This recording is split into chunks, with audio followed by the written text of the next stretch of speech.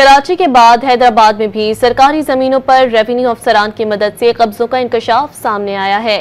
Land mafia نے revenue افسران کی مدد سے زمینوں پر قبضے کے ریکارڈ میں ہیرا پھیری کی، جس پر اینٹی کرپشن نے تحقیقات شروع کر دی۔ ڈائریکٹر اینٹی کرپشن سندھ نے ڈپٹی کمشنر حیدرآباد کو خط لکھ کر مختار کار اور تپیدار کو 17 فروری کو طلب کر لیا۔ کراچی کے بعد حیدرآباد میں بھی سرکاری زمینوں پر ریونیو افسران کی مدد سے قبضوں کا انکشاف سامنے آیا ہے۔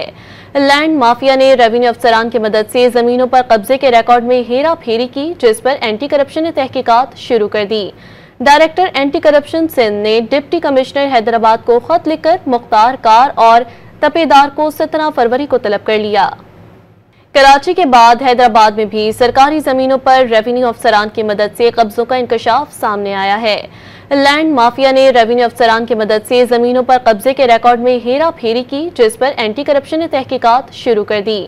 ڈائریکٹر اینٹی کرپشن سندھ نے ڈپٹی کمشنر حیدرآباد کو خط لکھ کر مختار کار اور تپیدار کو 17 فروری کو طلب کر لیا۔